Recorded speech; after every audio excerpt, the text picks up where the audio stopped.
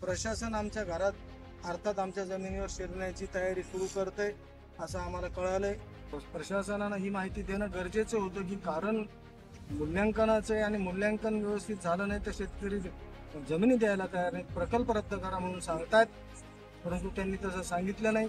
जर शेतकऱ्यांची चूक असली, त्यांना काय अद्दल घडवायची, काय संहार करायचा ते करावा.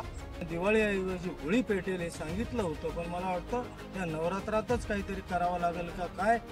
सोयीस्कर दुर्लक्ष करणार असाल, डोळे झाक करणार असाल तर ते डोळे उघडा.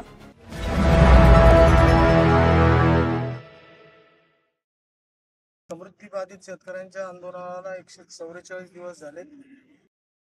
आमच्या शेती पिकं पाण्याखाली आलेत, विहिरीमध्ये पाणी घुसले, जनावरं पाण्यात आहेत.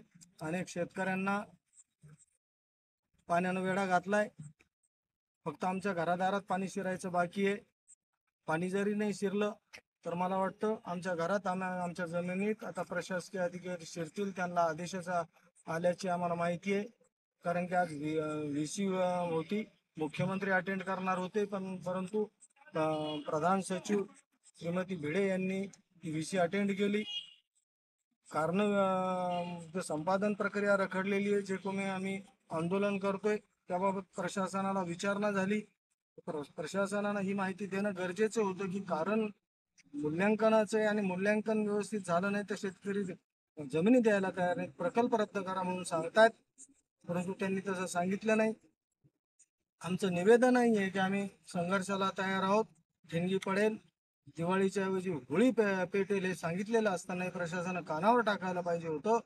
त्यांनी जरी नसन टाकलं तर या चॅनलच्या माध्यमातून मी भिडे मॅडम असतील, मुख्यमंत्री देवेंद्र फडणवीस असतील, उपमुख्यमंत्री एकनाथ शिंदे आणि अजितदादा पवार यांच्या परत एकदा कानावर टाकतो की आज घटस्थापना झालेली आहे.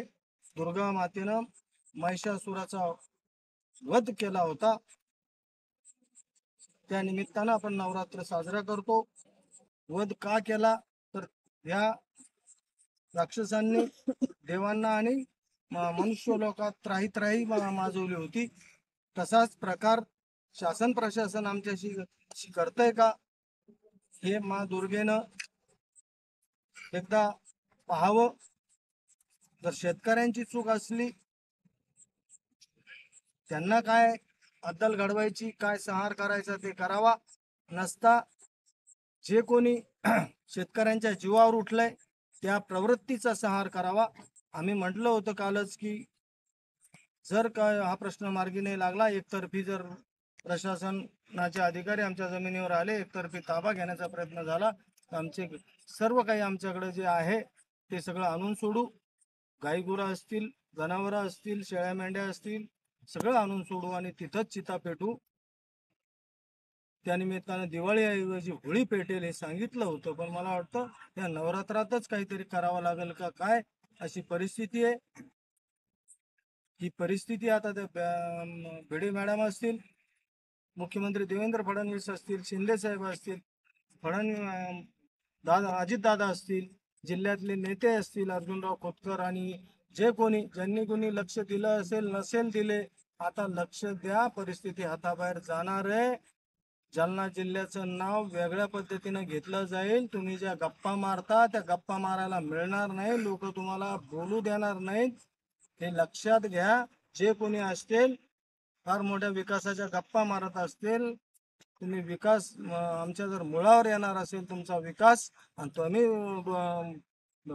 सोयीस्कर दुर्लक्ष करणार असाल, डोळे झाक करणार असाल तर ते डोळे उघडा. नाहीतर मला मा दुर्गेला अशी विनंती करायची की कुठल्या का निमित्तानं होईना यांचे डोळे उघडण्यासाठी शस्त्र हातात घ्या.